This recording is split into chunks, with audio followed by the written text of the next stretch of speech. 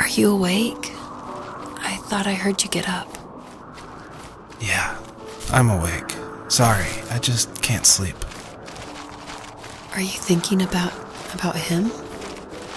Yeah, a bit. You should get back to sleep, my love. I'm fine. No, it's okay. What else is on your mind? I don't know. It seems weird, but I had one of the most vivid dreams of my life. I saw a fox on a snowy mountain, just looking confused and worried. Those eyes. I can't get those eyes out of my head. She was running in the windy snow, looking for something. Do you think it has to do with you and what's been going on? I don't know. It was just a dream, Rachel. They're not meant to make sense. A lot's happened the past couple days, that's all.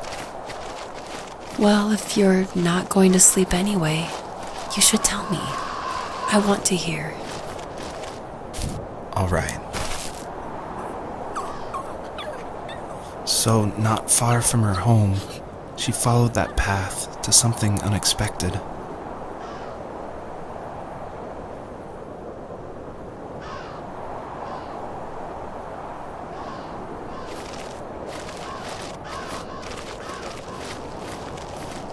She couldn't stay, though. She had to find her other 2 children. So she took that path. She followed it towards something ancient. Something with answers.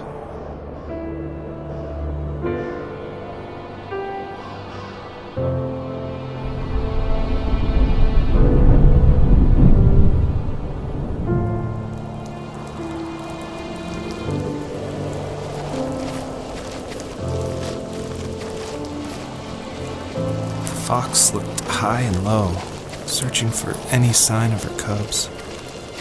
Points of light showed the way to this ancient tree. It was as if each one had a story to tell, all their own. The land was trying to tell my story, too. I felt like I was right behind her the whole time.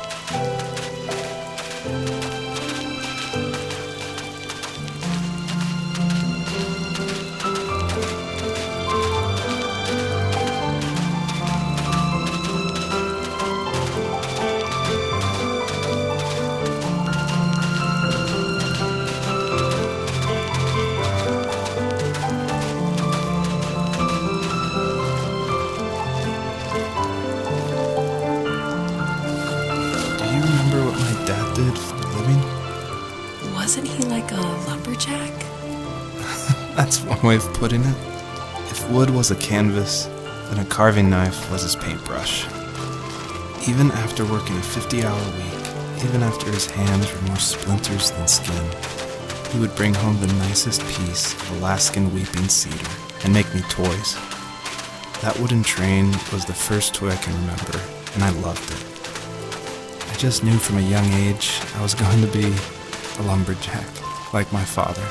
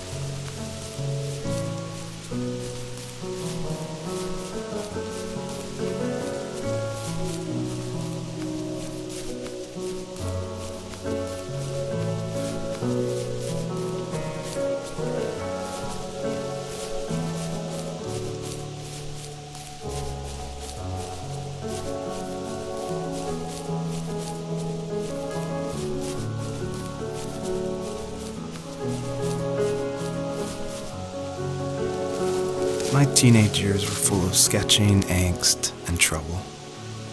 I wasn't popular or unpopular. Maybe just forgettable. I guess that gave me a sense of freedom, so I hung out with crazy kids, doing crazy things, even though I mostly just watched the chaos ensue. We did it all. Put fireworks in mailboxes, hide roadkill in people's garages, break windows of the barber shop in Anchorage. My dad was furious, but he was so busy working he couldn't do much to stop me from going out. I think being an adult means there's no one to stop you making hard decisions. He had to make a living, and he couldn't be in two places at once. Yeah, I realize that now. But at the time, I was sure he was more interested in growing his business than what was going on with me.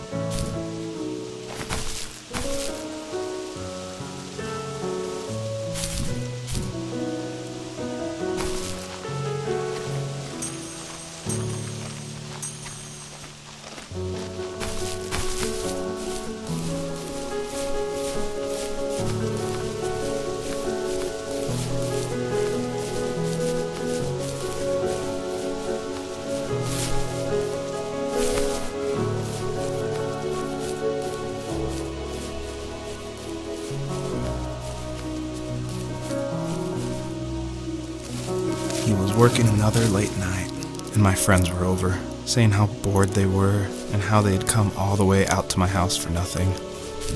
One of them mentioned how that old, ugly beyond belief truck was still in the garage, and how we should take it for a spin. I was only 15, so I kind of fought it for a while. The next thing I knew, we were careening around the mountain path, rocks spitting onto the sides of the cliff, while my dad's cringeworthy bluegrass blared out the speakers. I drove while my friends were in the back of that yellow and purple truck, throwing beer bottles and trash at anything remotely interesting. Felt like I was soaring in the air with borrowed wings. But all good things have endings. A cop outside of Eagle River pulled us over after he saw us in a bottle rocket into someone's yard. What followed was a long night of talking to disappointed adults and feeling smaller than ever.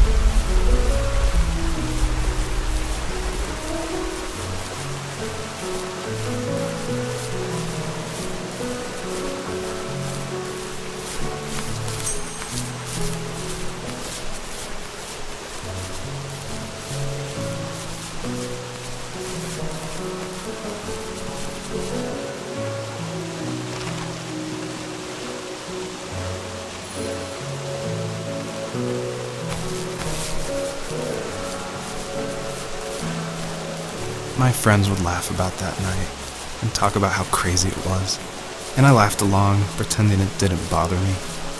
But it did. I imagined my friends growing old in the bush, unable to find that thrill in those godforsaken ice fields. It's like those mountains were a literal wall, keeping me from leaving, where all I would have to look forward to are lumber yards and evening beers. I had to climb over. That was my only goal for a long time.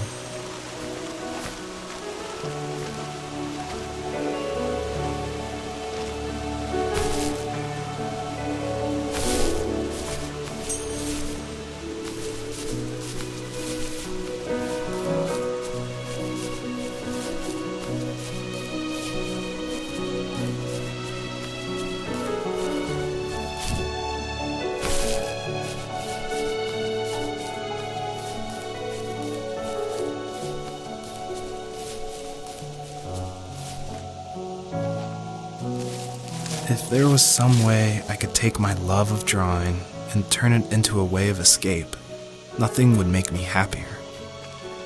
I wanted to create instead of tearing trees down. I wanted to move to the lower 48, not because I hated it there in Alaska, but I hated the idea of it. It's like all of that spite inside me had created this monster which followed me around my whole teenage years. I put so much energy into doing what others didn't expect of me. Why did I do that? There's one fact you're forgetting, though. If you didn't have that fire in you, we probably would have never met. You're absolutely right. Maybe the destination is all that matters in the end. But then why am I awake? Why am I seeing this fox go on her journey? And why can't I stop thinking about my dad?